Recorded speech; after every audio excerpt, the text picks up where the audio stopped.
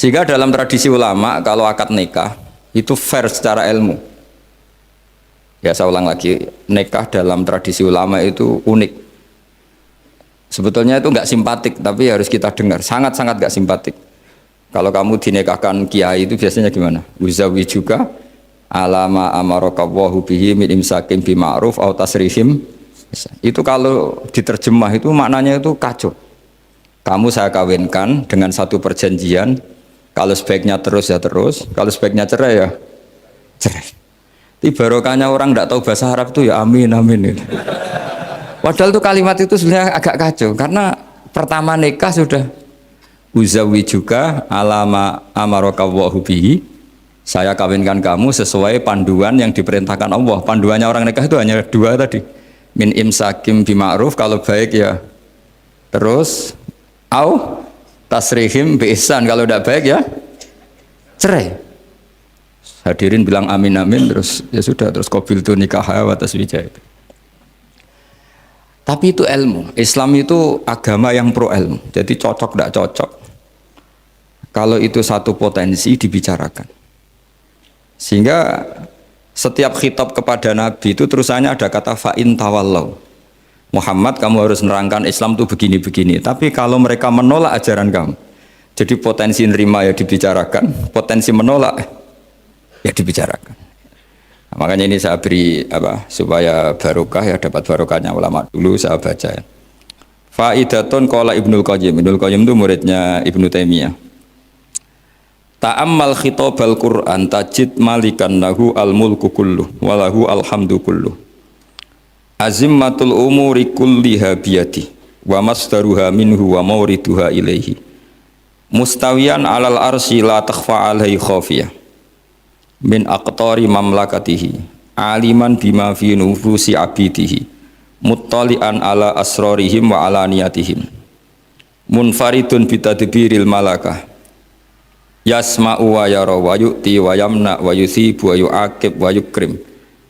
Jadi begini maksudnya, khitab itu otoritas dari minal a'la ilal adna, dari yang lebih kuat ke yang lebih bawah, itu namanya khitab.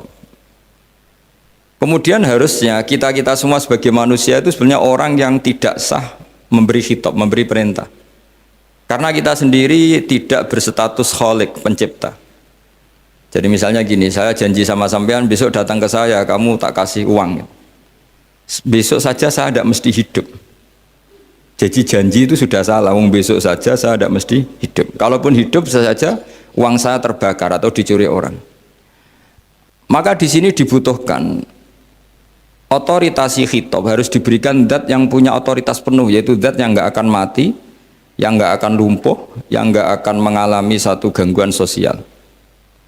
Sebab itu dalam pandangan ulama tafsir itu punya akibat, saya ulang lagi, punya akibat bahwa hanya Allah yang berhak memberi khitab. Sehingga saking kerennya Allah itu bisa khitabun lil makdum. Ini di sini nanti ada contohnya. Sesuatu yang enggak ada kemudian Allah bilang kun menjadi ada. Sehingga Allah itu enggak bisa dibantah, enggak bisa ditentang, karena bisa apa saja. Karena asbabul qudrah adalah al-khalqu. Kalau dalam ilmu tafsir, kalau sampean dalam ilmu manusia kan gini, sebabnya melihat itu mata. Kalau dalam ilmu tafsir enggak, yang bisa menjadikan Anda melihat itu menciptakan. Seorang lagi ya, jadi kalau dalam ilmu tafsir asbabur ru'yah itu al-khalqu, bukan al-basar. Kalau kamu melihat karena mata, berarti setelah jauh tidak bisa melihat, atau setelah tertutupi tidak bisa melihat. Tapi kalau kamu mengetahuinya karena menciptakan, maka kapan saja bisa melihat. Misalnya gini, saya punya emas 1 gram, kecil sekali 1 gram, saya tanam di dalam Monas, kedalamannya 1 meter. Mbok saya sudah di Jogja, saya tetap tahu bahwa di Monas kedalaman 1 meter ada emas 1 gram. Kenapa? Karena saya yang menciptakan, yang mengatur itu semua. Sehingga setelah saya di Jogja, setelah saya di mana-mana tahu bahwa di Monas itu ada emas 1 gram dalam kedalaman 1 meter. Sehingga Allah ketika mengatakan saya ini zat yang super tahu, itu kata Allah gimana? Ala ya'lamu man kholako ala ya'lamu ana ta ora ngerti sapa man wong zat kholako kang gawe sapa man.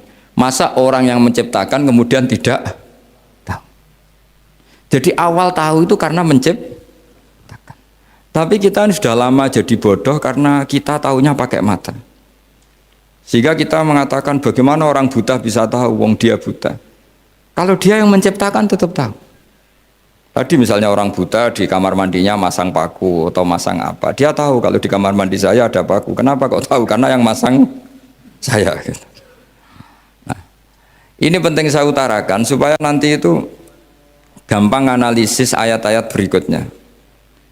Otoritas itu, otoritas khitab itu harus diciptakan dulu. Nah, baru setelah punya otoritas, saya ulang lagi, baru punya hak khitab. Nah sekarang enggak, para raja, para presiden, para dosen, para kiai itu sering melancarkan khitab, sementara dia enggak menguasai apa yang akan terjadi. Makanya Allah mengkritik kabura maktan indallahi antaqulu ma la tafalun. Itu salah besar ketika kamu seakan-akan memegang otoritas pada sesuatu yang sebenarnya kamu tuh enggak pernah melakukan, enggak pernah ikut menciptakan. Misalnya cong kowe nak nurut aku sebenarnya mesti uripmu kepenak. Otoritas itu dari siapa coba? Urip kepenak ya di luar wilayah kita, kehidupan besok juga di luar wilayah kita. Sampai kita kalau mau ke kuburan itu panduannya Nabi gimana kalau berdoa? Apa? Assalamualaikum daro qaumim mukminin wa inna insyaallahu bikum lahikun. Salam untuk kalian semua dan kita insya Allah suatu saat akan bertemu, insya Allah. Padahal mati itu adalah satu keharusan. Tapi kalau yang di kuburan itu orang mukmin, kita tidak ketemu lagi sama mereka jika kita mati kafir, karena nanti tempatnya beda. Yang satu alamatnya surga, yang satu alamatnya neraka. Maka kata ulama, kata insya Allah di situ adalah kita masih berharap mati dengan status yang sama, sehingga bisa ketemu.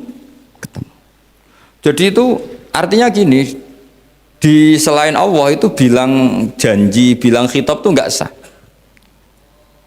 Dulu Kanjeng Nabi Muhammad SAW itu saking yakinnya setiap problem itu ada malaikat Jibril datang, saking yakinnya. Suatu saat ada orang Yahudi tanya, Muhammad kalau kamu Nabi betul, beritahu kami tentang Dzulqarnain, beritahu kami tentang Ruh, beritahu kami tentang Luqman Al-Hakim. Nabi karena reputasi hariannya dipandu Jibril bilang, ya sudah besok datang lagi ke sini tak jawab. Ternyata Jibril nggak datang. Padahal semua ditunggu lama nggak datang sampai ratusan. Padahal yang tanya orang Yahudi yang sukanya bully Nabi. Lama nggak datang. Lama-lama protes. Jibril ini gimana? Saya dalam keadaan tertekan malah tidak datang. Datang-datang Jibril dengan tanda kutip nyalahkan. Yaitu ada ayat wala taqulanna li syai'in inni fa'ilun dzalika ghadan illa ayasya. Jangan katakan besok bisa melakukan sesuatu tanpa mensandarkan itu semua kepada kekuasaannya Allah Subhanahu wa Ta'ala. Akhirnya semenjak itu Nabi mensyariatkan kalau kamu janji harus mengatakan insya Allah.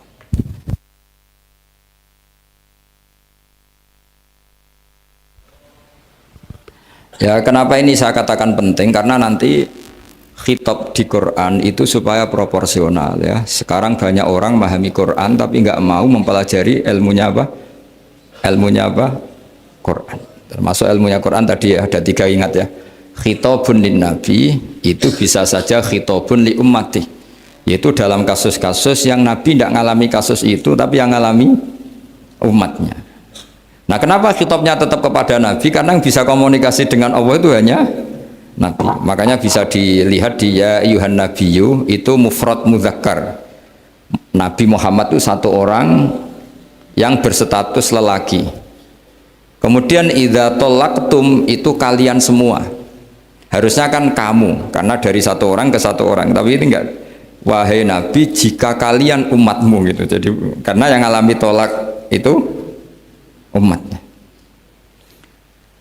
Terus kedua khitabun lin nabi, dan yang dimaksud itu memang Nabi, kayak sholat tahajud. Sholat tahajud itu sholat yang memang untuk Nabi. Karena tahajud yang menjadikan punya hak syafaat itu hanya Nabi. Sehingga ngendikane ulama, Nabi itu wajib tahajud, tapi kalau umatnya hanya sunat tahajud. Jadi Nabi itu termasuk ya kelebihannya sekaligus bebannya wajib apa? Tahajud. Tapi bagi umatnya sunat. Kenapa? Karena Nabi ingin sekali punya hak syafaat. Kemudian sama Allah diberi instruksi, diberi syarat wa minal laili fatahajjat bihi nafilatallak asa ayyab'atsaka rabbuka maqama mahmuda.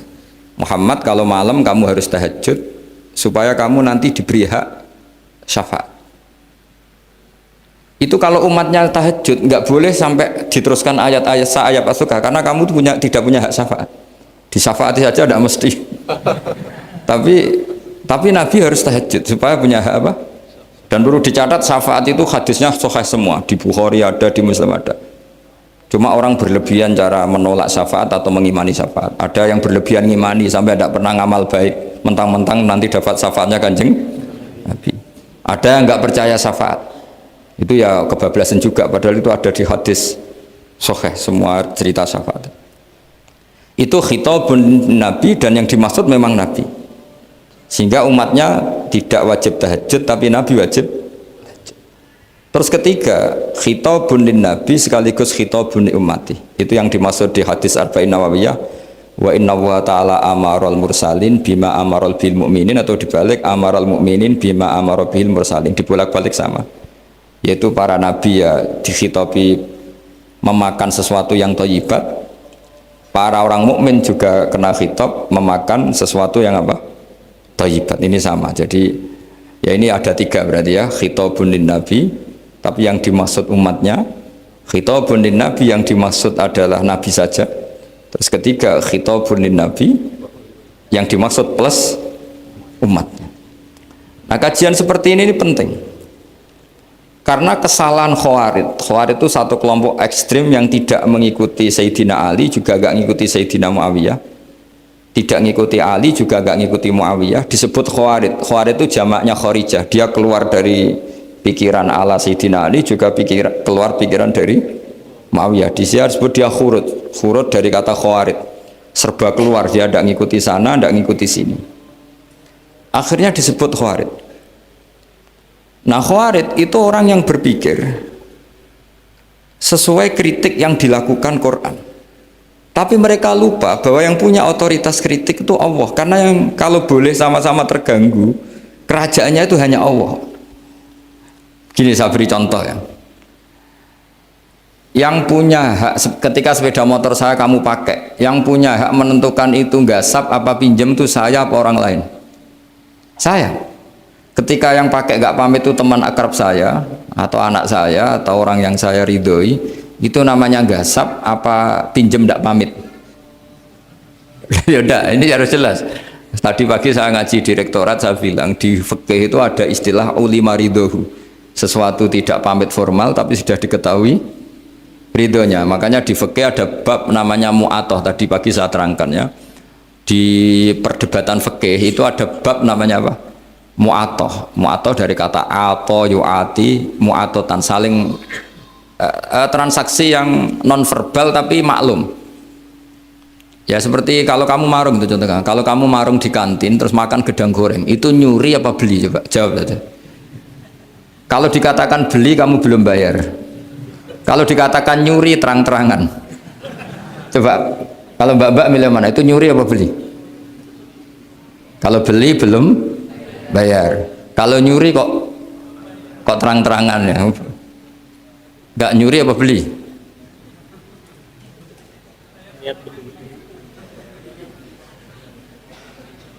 Jadi ada gedang goreng di warung, kamu datang langsung makan, ada kerupuk dimakan, ada telur asin dimakan. Itu nyuri apa beli? Nah, itu kalau orang fikih dibabkan kitabul bai'il mu'atoh, akad beli lewat jalur mu'atoh. Menurut Imam Abu Hanifah seperti itu dikatakan beliau pakai dalil al-adat muhakamah, bahwa adat itu berposisi seperti hukum. Karena posisi di warung, maka ngambil di situ dianggap memulai akad jual beli. Tapi karena ini sesuatu yang yang potensi masalah, Imam Syafi'i mengatakan itu enggak baik, enggak sah. Karena nanti kalau asumsi kamu gedang goreng itu 1.000, ternyata diregani 5.000 kan mangkel. Nah itu resikonya di situ, ya kan? Tapi kalau misalnya itu dikatakan, makanya Imam Syafi'i mengatakan itu profesional. Itu namanya ghormu. Ketika Anda bayar 5.000 itu namanya tebusan kesalahan. Jadi Imam Syafi'i melihat itu tidak jual beli, tapi tebusan kesalahan.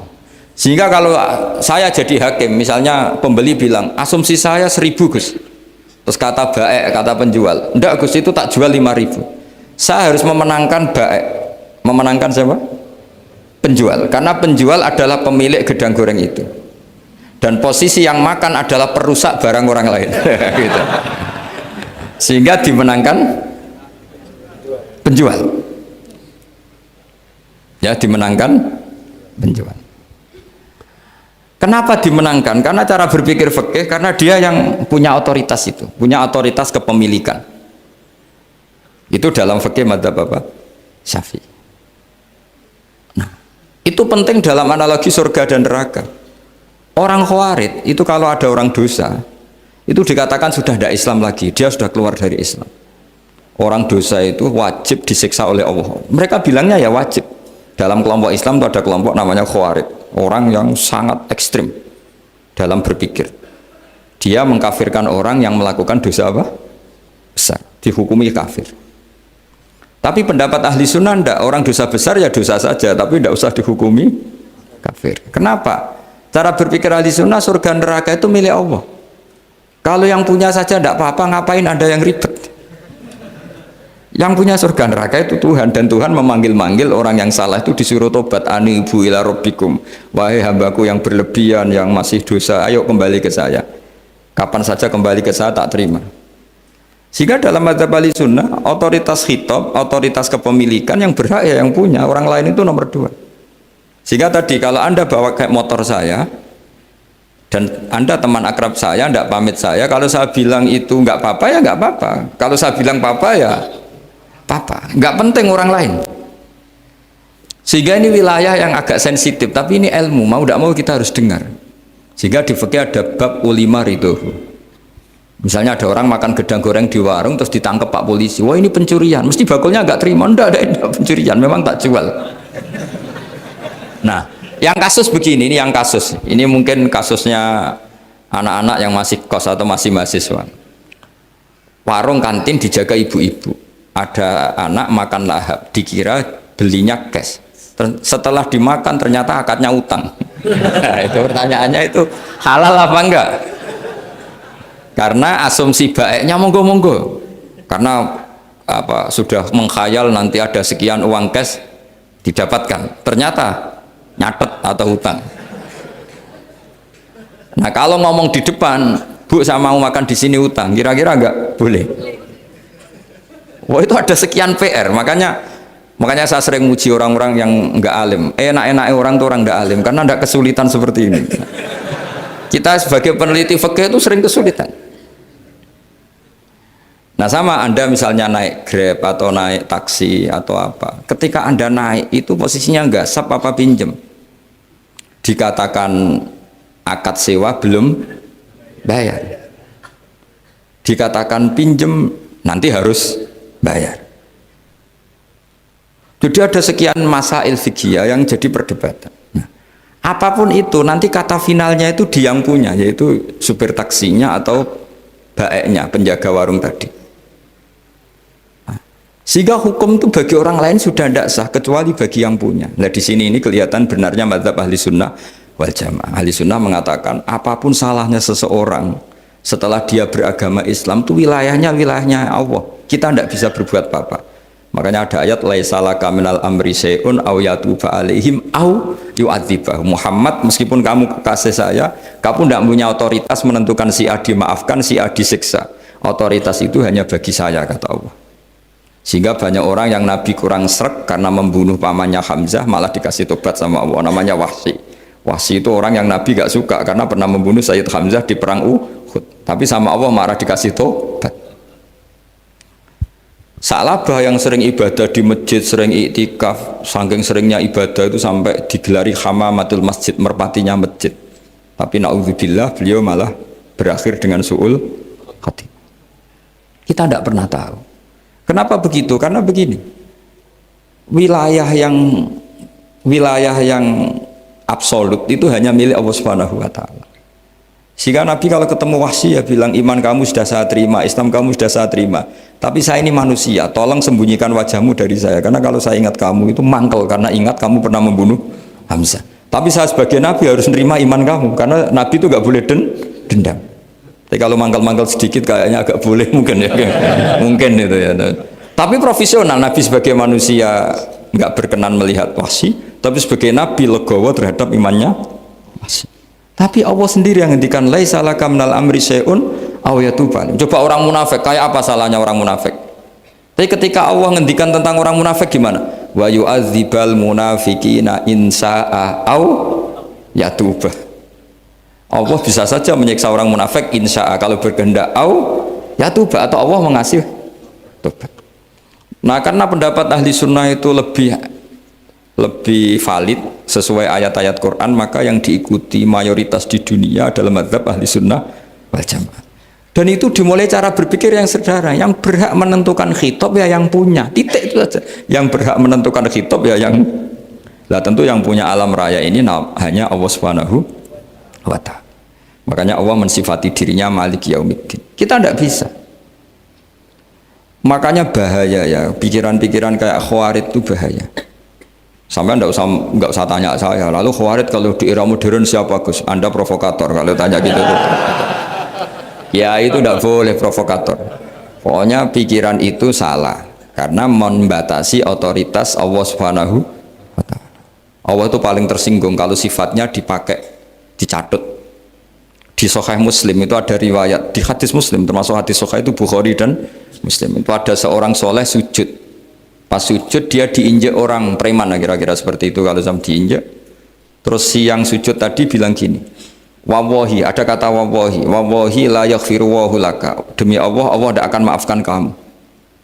Saat itu juga Allah ngasih wahyu kepada Nabi di zaman itu, bilang ke yang sujud, pahala sujud tak cabut, dia tidak punya pahala, dan yang menginjek dosanya tak ampuni. Terus Nabinya tanya, kenapa ya Allah? Saya tersinggung, kata Allah, hanya disetatuskan nggak bisa memaafkan. Padahal wa anal ghafir wa anal akhid bidzunub. Saya adalah zat yang bisa maafkan, bisa nyiksa. Kenapa status saya tinggal satu? Allah kan bisa kan, walillahi mulkus samawati wal ardh yaghfiru liman yasha wa yu'adzibu man yasha. Tapi si yang sujud tadi menstatuskan Allah hanya satu, yaitu yu'adzib, menyik. Itu kata Allah, kok enak, saya ini Tuhan, bisa menyiksa, bisa mengampuni, kenapa status saya jadi satu? Kamu kan mesti gak terima. Status kamu dihilangkan satu, terima enggak kamu? Gak terima. Sebagai suami kamu tetap punya dua status, bisa meneruskan nikah, bisa menceraikan. Coba status kamu tak ambil satu, nggak boleh menceraikan. Istri kamu gendut, walek, cerewet. Wah, posengnya bukan main itu. Sama mbak-mbak juga sama. Sebagai istri harus nurut sama suami gini-gini, tapi juga punya hak rafa, hak mengajukan gugatan cerai jika suaminya tidak jelas. Mau nggak dicabut status hak rafa? Nggak mau. Kalau punya suami walek, jelek, senang goda perempuan lain, itu kan. Nah, Allah itu punya status bisa memaafkan, juga punya status bisa menyiksa. Terus orang-orang yang sok soleh dengan tanda kutip itu kadang-kadang inginnya Allah tuh nyiksa terus sama musuhnya. Kalau sama dia memaafkan terus corong Jawa kan, aku mbahmu tapi kan gitu kira-kira. Kok enak gitu. Nah, jadi ya sudah seperti itu. Lagi-lagi kata kuncinya apa? Beri otoritas itu hanya kepada Allah Subhanahu wa Ta'ala, karena dia adalah pemilik otoritas sejati. Sehingga zaman Nabi siapa saja itu ya mungkin orang kayak apa dulu, Khalid bin Walid, perang Uhud kalah, itu panglimanya orang kafir zaman itu siapa? Khalid bin Walid. Dan dia melakukan pembunuhan masif zaman itu, tapi dia dikasih tobat, namanya Khalid bin Walid. Tapi Sa'labah yang tukang di masjid kadang berakhir seperti itu. Ya sudah, akhirnya kita mau tidak mau ya sudah introspeksi. Sampai sesoleh apapun kita selalu diajarkan doa ya muqallibal qulub tsabbit qalbi ala dini. Karena kayak apa kalau hati kita dibolak-balik? Karena cara berpikir tentang Islam dan tentang ateis atau tentang kekafiran itu mirip satu visi. Makanya ini hati-hati mahasiswa karena senangnya berpikir sendiri. Ada ngelantur kemana-mana. Saya beri contoh. Sampean kalau sekarang masih miskin, berbahagialah. Karena miskin itu mudah jadi orang dermawan. Kalau orang sudah kaya itu ribet. Coba misalnya sampean jadi santri saya, tak contohkan. Biasanya santri kalau sama kiainya akan loyal. Kamu miskin punya ayam 2, tak minta 1 boleh enggak? Boleh, padahal itu 50%. Ya, terus punya uang 100.000, tak minta 50.000 kira-kira boleh enggak? Boleh, padahal itu 50%. Tapi kalau kamu kaya, punya uang 1 miliar, tak minta 500 juta, boleh nggak kira-kira? Padahal itu berapa? 50%. Gampang mana dermanya orang kaya sama orang miskin? Untuk mengamal 50, itu mahasiswa yang masih miskin-miskin, uangnya hanya 100.000, nraktir temannya habis nggak masalah. Padahal itu berarti 100%. Uangnya 50.000 diminta temannya dikasihkan semua. Padahal itu aset satu-satunya. Nah, Sa'labah itu cara berpikir gitu sehingga Allah tersinggung. Saya beri contoh ya. Sa'labah itu singkat cerita kan kalau habis jamaah salam langsung lari pulang. Terus ditanya sama Nabi, kenapa kamu kesusu pulang gitu? Istri saya di rumah masih belum pakai baju karena gantian sama saya. Saking miskinnya tuh baju itu gantian. Sama nggak usah bayangkan lalu di rumah telanjang kayak apa, berarti kamu porno. Kamu porno berarti tidak boleh. Pokoknya ceritanya seperti itu, tidak usah lari, gantian pakai itu. Singkat cerita, ya Rasulullah, bu saya ini didoakan kaya. Sampai 3 kali Nabi bilang bisa saja miskin itu lebih baik bagi kamu. Lama-lama sampai memaksa Nabi, akhirnya Nabi berdoa. Terus beliau kaya, dan Sa'labah agak salah, dia nggak minta paket kaya barokah tapi mintanya kaya saja, diturutin kaya. Pertama punya kambing di pegunungan ya, kalau di Arab itu kan kambing diletakkan di Jabalen, Mabinal Jabalen, di antara 2 lembah itu 40 sampai 80 sampai 4.000. Singkat cerita ketika 40 Nabi sudah memerintahkan sahabat diminta zakat. Berarti kalau 40 itu 1. Kalau 80 kira-kira 2. Ya sudah gitu. Sebetulnya ketika 40 kalong 1 terkurangi 1 zakat itu kan ringan karena masih 39. Ya kayak tadi kamu punya uang 1 juta, jangan 1 juta, 500.000 sudah agak berat kamu. Tidak, gini saja, tak beri contoh betapa mudahnya dermawan bagi orang miskin. 1 juta itu kan zakatnya berapa? 25.000 ya. Rubul usyur kalau dalam bahasa Arab itu berapa? Kalau bahasa kampus kan berapa? 2%, 2,5 ya, 2,5. Itu bahasa keliru sebetulnya. Sama ikut saya saja. Saya itu berkali-kali saya pernah nggarap matematika, cepet-cepetan mbak pakar matematika itu mesti cepet saya. Karena saya ini agak bedui. Orang bedui itu cara berpikir itu lebih gampang. Jadi kalau orang Arab, tak ajarin matematika Arab ya. Itu nggak ada porogapit. Jadi begini cara berpikir orang Arab itu berpikir bertahap. Ya kalau 2,5 itu kalau orang Arab bilang rubul usyur apa? Rubul usyur, 1/4 dari 10. Jadi kalau orang Arab berpikir bertahap. Jadi misalnya 1 juta, 1/10-nya berapa? 100.000. Terus 1/4-nya berapa? 25.000. Jadi disebut rubul usyur, 1/4 dari 10. Jadi 1 miliar, cari 1/10-nya dulu, 100 juta. Terus 1/4-nya. Sehingga nggak usah porogapit ruwet. Jadi orang Arab kalau bilang 1/10 sama 1/20 itu tidak bisa. Karena nanti dadak porogapit. Orang Arab bilang al-usyur atau nisful usyur. Misalnya zakatnya apa itu zuruk, berarti 100, 1/10-nya berapa? 10. Terus orang Arab kalau misalnya pertanian kamu biayai zakatnya 1/20. Orang Arab bilang bukan 1/20, nisful usyur. Berarti berapa? 100, usurnya 10, separuhnya 1/10, berarti 5. Lah 5 ini bahasa kamu apa? 1/20. Ya, bahasa orang kampus 5 kan 1/20. Kalau 10 1/10. Kalau orang Arab bilang apa? Usyur atau nisful, kan gampang gitu. Ya saya ulang lagi ya, berarti kalau 1/10-nya 1 juta, usurnya berapa? 100. Nisful usur 50. Ya, gampang mana matematika Arab sama matematika ini sama? Daripada sama gaya porogaf betul pusing saya lihat itu. Ya sudah gitu aja, pokoknya diusurkan semua. Orang Arab kalau bilang tuh diusurkan semua, berarti 1 juta. Misalnya zakat mal kan 2,5, berarti 1 juta. Usur dulu, berarti 100.000. Lah zakatnya itu rubul usur 1/4 dari 1/10. Ya di 1/10 dulu, berarti 100. Habis itu rubul usur 1/4 dari 1/10, berarti. Jadi gampang saja, 1 juta. Tulis saja langsung 100.000 usur, terus 1/4-nya 25. Gampang mana? Gampang lagi pakai kalkulator. Nah sekarang begini, kira-kira kalau kamu punya uang 1 juta diminta zakat 25.000, enteng nggak? Enteng. Biasa kan kita punya uang 1 juta naktir teman sampai habis 100.000, 200, enteng. Tapi kalau sudah 10 juta, 10 juta berarti rubul usurnya berapa? 250. Kalau 1 miliar 25 juta.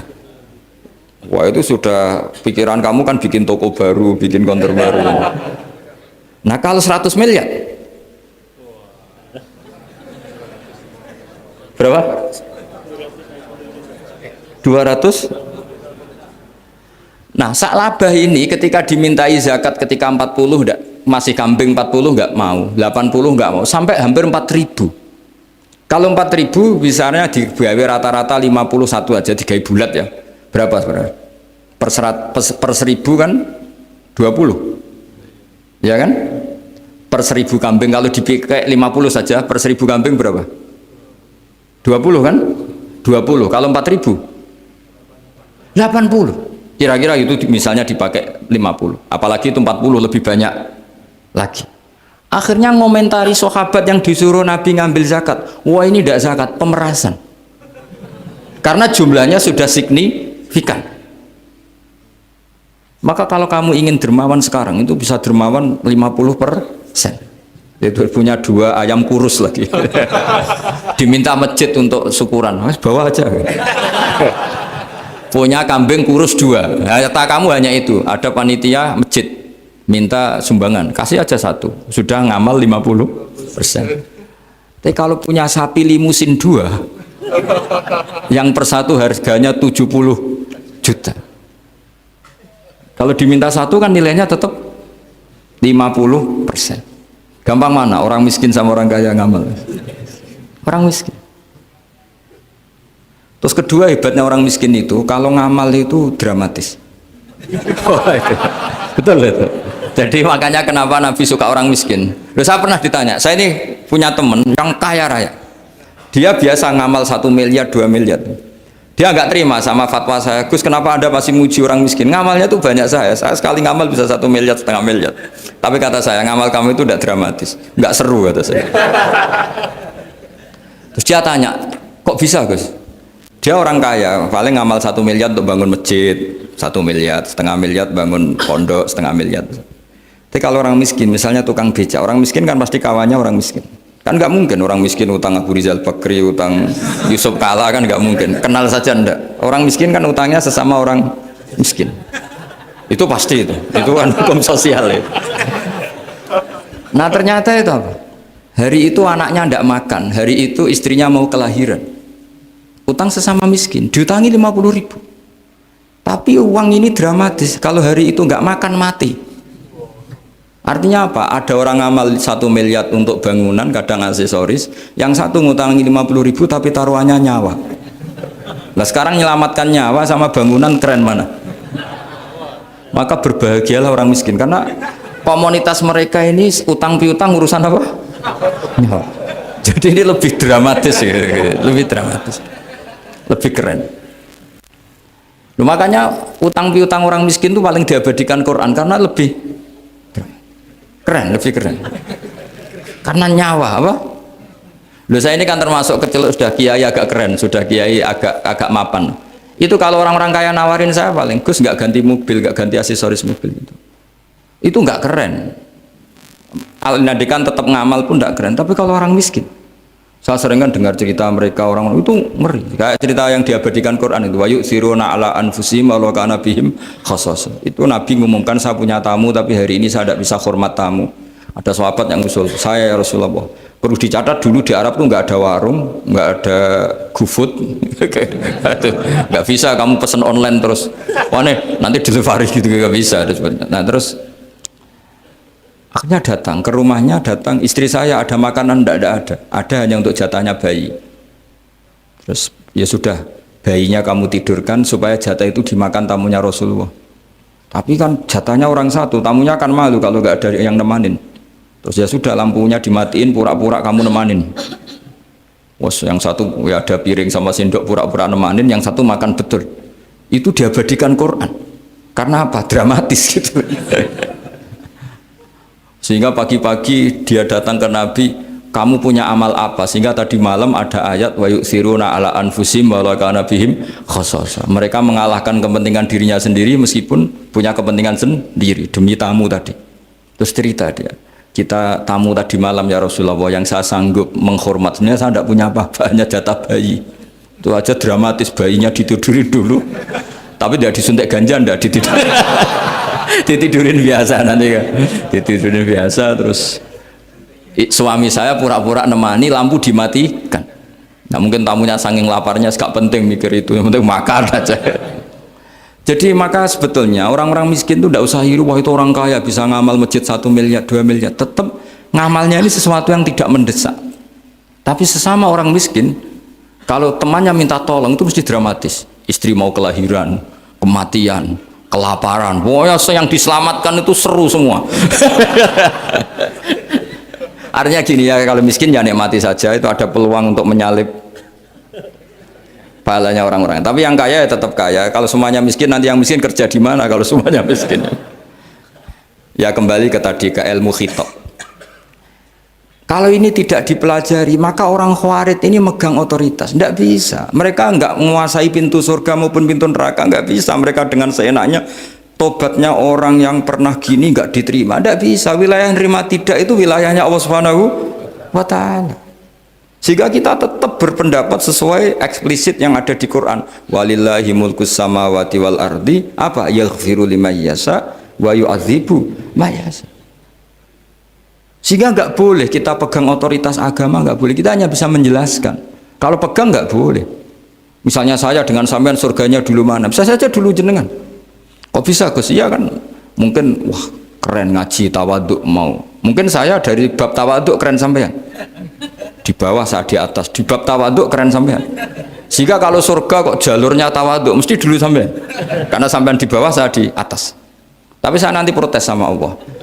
Protesnya gini, posisi saya diperintah ya, gayanya mereka duduk di bawah tapi merintahkan saya supaya mau mengajar. Jadi nggak ada sopan-sopannya karena mereka merintah ya, ya terutama di PPAI ya, mau itu nggak sopan sekali kan merintah. Sehingga kalau yang dipandang, makanya masyhur itu kan, ada wali itu yang satu jadi wali karena sholat di shaf awal, keren kan, shaf awal fadilahnya utamanya kan luar biasa. Yang satu kalau sholat itu di belakang terus tapi juga jadi wali. Yang depan agak protes, ya Allah kenapa ini jadi wali padahal sholatnya di belakang. Jawabannya lucu yang di belakang. Kenapa?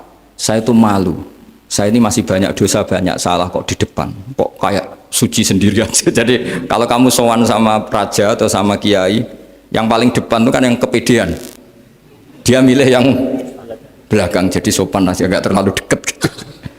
Orang itu tidak pernah tahu, kadang-kadang Allah itu kita tidak pernah tahu. Andai kan boleh dibahasakan, kita tidak pernah tahu cara berpikir Tuhan. Jadi Allah itu zat yang mau, ya itu tadi otoritasnya penuh. Makanya saya pernah cerita di mana-mana, di kitab-kitab yang saya baca itu ada 2 orang yang ahli neraka, sudah di neraka. Ini sekaligus ijazah, saya ulang lagi sekaligus ijazah, bisa dipraktekkan nanti itu. Setelah itu 2 orang ini dipanggil ke surga sama Allah. Allah itu tanyanya ya aneh, enak di neraka, ya udah enak di neraka. Ya gak enak di neraka kok ditanya enak enggak ya gak enak. Ya sudah kembali lagi ke neraka. Lari kencang-kencang, lari menuju neraka. Lari. Sama Allah dipanggil lagi, loh kenapa kamu semangat?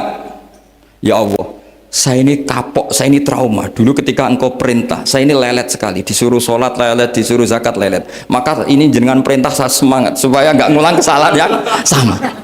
Akhirnya sama Allah dipanggil, ya sudah di surga aja, di surga. Karena semangat lari menuju neraka. Maka ini ijazah nanti kalau di mahsyar ya, kamu dipanggil, ayo masuk neraka, harus apa? Semangat. Harus semangat. Oke Gusti, semangat. Lah repotnya kalau nggak dipanggil lagi. Akhirnya barokahnya semangat itu dia di surga.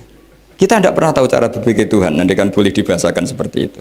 Yang satu, ayo kembali lagi ke neraka. Tolah itu. Jalan noleh lagi. Sampai itu nggak semangat noleh lagi. Terus ditanya sama, kenapa kamu tolah gitu?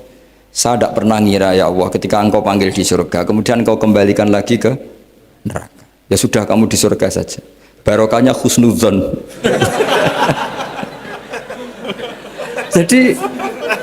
jadi Tuhan itu unik. Makanya dalam tradisi ulama itu ad-dinu ar-riwayah, agama itu riwayat.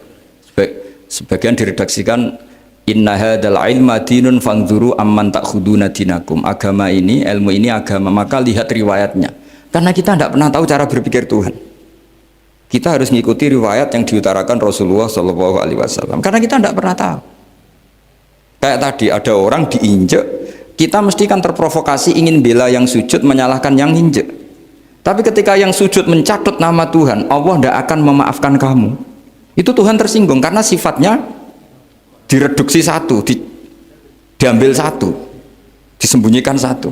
Loh ada kan dia begini mungkin malah Allah maklumi. Saya tidak akan maafkan kamu. Enggak apa-apa Allah, kan saya.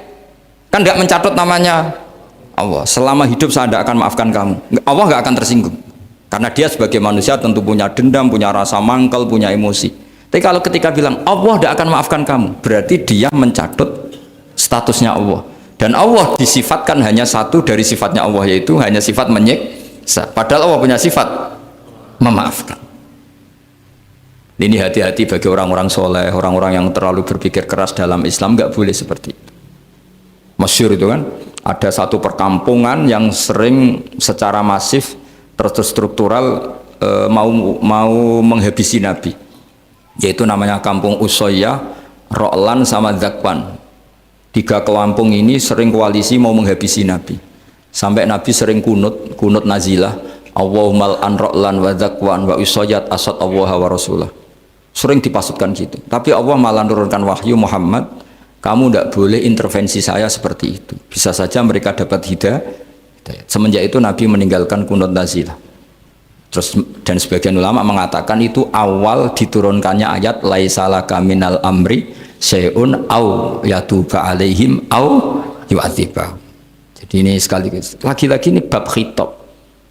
Jadi ya seperti kita punya, makanya orang itu tetap donga ya muqallibal qulub sabit qalbi ala dini, karena otoritas itu bagi yang punya.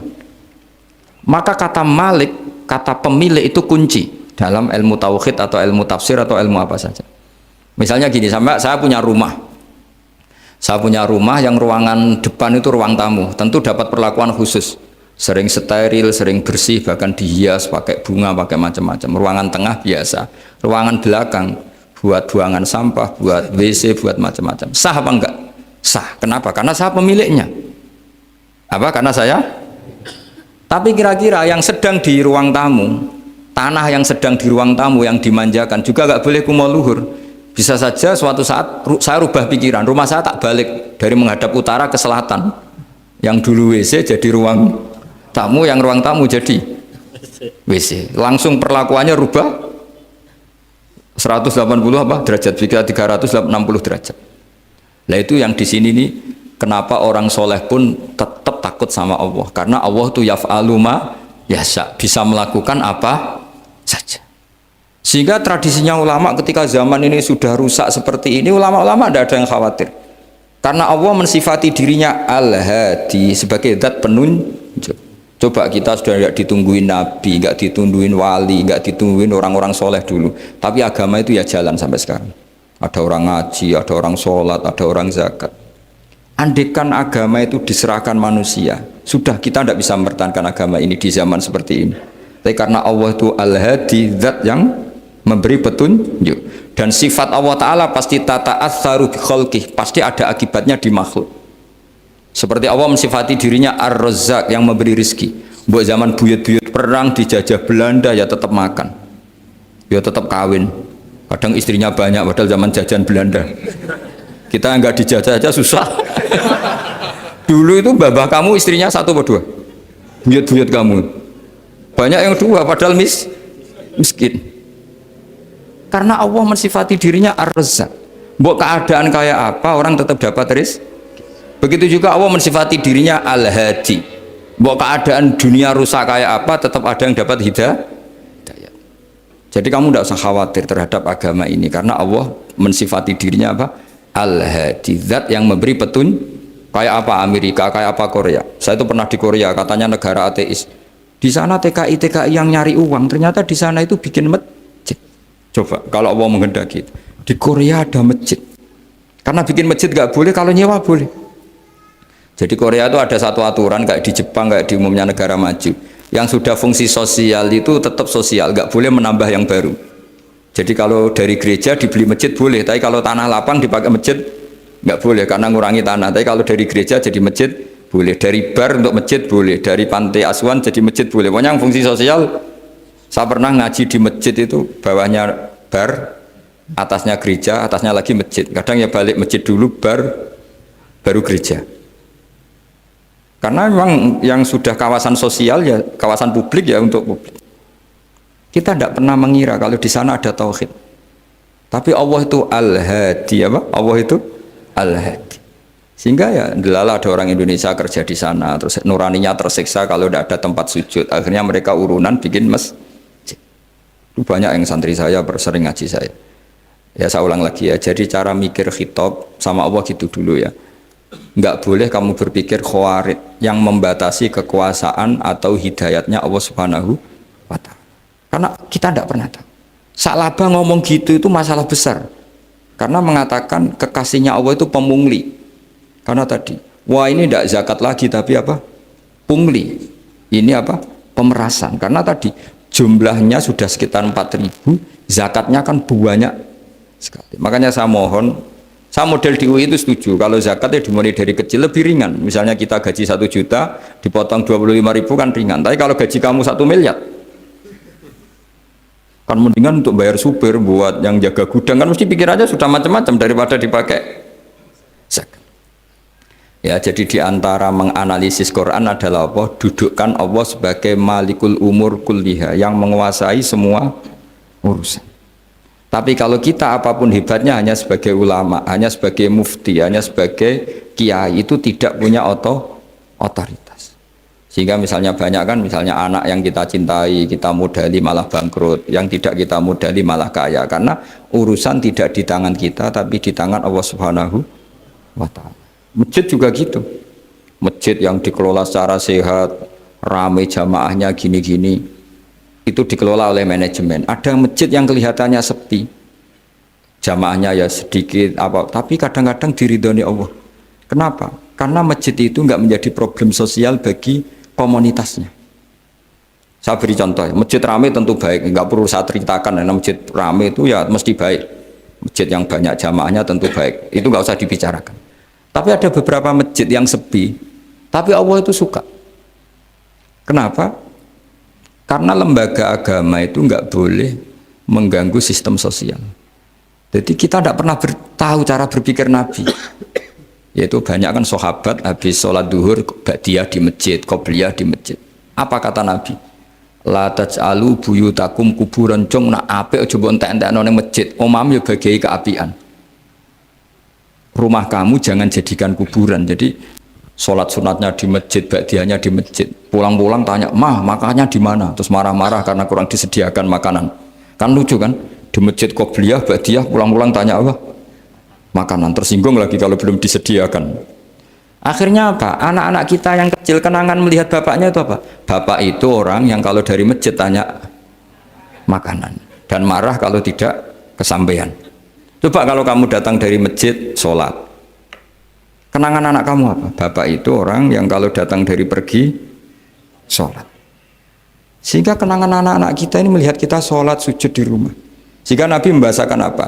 Jangan jadikan rumah kamu sebagai kuburan, kasih jatah sholat. Sehingga ulama mengatakan jamaah itu paling baik itu di masjid untuk jamaah fardu. Untuk sholat sunat beberapa malah sebaiknya di rumah. Sehingga saya ini sebagai kiai ya sering bingung. Bingungnya kadang ada orang terlalu overacting, ingin masjidnya ruame sehat. Yang satu enggak. Saya ini sering dipamiti, ya saya akhirnya bingung. Bingungnya ya barokahnya ngalim itu bingung. Kalau enggak ngalim malah enggak bingung. Karena ya sudah harus gitu. Sampai tak beritahu ya.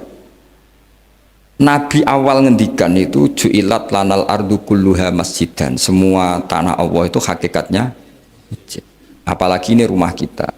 Anak kita biar menyaksikan saat kita sujud, saat kita baca Quran, saat kita ngaji. Kalau semua ini di masjid, kemudian Anda di rumah taunya makanan, menuntut ngopi, menuntut kenangan di keluarga kita kurang baik. Makanya Nabi membahasakan apa? La taj'alu buyutakum kuburon. Jangan jadikan rumah kamu sebagai kuburan. Apalagi ada pepatah lagi, al-ummu madrasatul ula. Ibu adalah madrasah pertama. Coba kalau kita ngajarin Quran di rumah, ya tentu masjid ya tetap ada kegiatan, tapi jangan sampai mematikan rumah. Sehingga kita sebagai ulama itu ada masjid rame ya seneng, ada masjid setengah rame ya nggak apa-apa, asal efeknya menyebar ke masyarakat. Jadi ramenya masjid ya baik, tidak rame kalau yang rame ibadah di rumah-rumah juga baik. Maka dulu zaman Nabi Musa malah istilahnya waj'alu buyutakum qiblata wa aqimus sholat. Jadikan rumah kamu sebagai kiblat, sebagai tempat ibadah. Coba kenangannya Nabi kalau sholat malam itu di rumah apa di masjid? Di rumah. Sehingga Aisyah punya kenangan sampai hatta waromat kodamau, sehingga kakinya Nabi bengkak. Dan Nabi alami saja. Kamu kira Nabi sholat punya kayak anak-anak sekarang kan yang ada ruang sholat? Ternyata hanya dipasang sajadah sama tasbih, nggak pernah dipakai.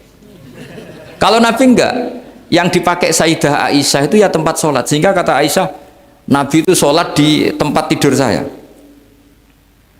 Kalau Nabi sedang berdiri, kakiku tak selonjorkan. Kalau Nabi sujud, kakiku tak ingkretkan. Ya di tempat Sayyidah Aisyah tidur itu. Nabi sholat. Pas berdiri kan berdirinya Nabi lama, Aisyah selonjor. Pas Nabi mau sujud, kakinya diingkretkan. Segampang itu Nabi. Akhirnya apa?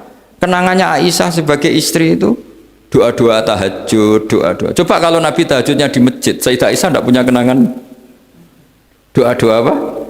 Tahajud. Sehingga kita harus ngikuti ngaji. Sehingga kalau nuruti teori ya, sholat itu ibadah. Sebaiknya kalau ibadah ya di tempat ibadah. Tidak seperti itu cara pandang. Kata Nabi, semua buminya Allah adalah saksi kita ketika ketemu Allah. Semakin saksi itu banyak, maka semakin baik. Maka kalau sholat sunat, kesunatannya itu pindah-pindah tempat. Tapi ya jangan terlalu habis di sini terus pakai mobil ke sana gitu. Iya, kalau pas di perempatan ada orang cantik nggak jadi diterusin nanti. Tapi ini sama saya cerita ya, jadi di antara mengkaji Quran itu mengkaji cara Allah membuat khitab. Dan yang kunci semua adalah Allah adalah zat sing otoritatif, malikul umurikul liha, pengendali dari semua. Maka kalau nyifati Allah ya tetap yaghfiru liman yasha wa yu'adzibu may yasha. Jangan pernah mengambil otoritasnya Allah Subhanahu wa taala. Ya, sekian.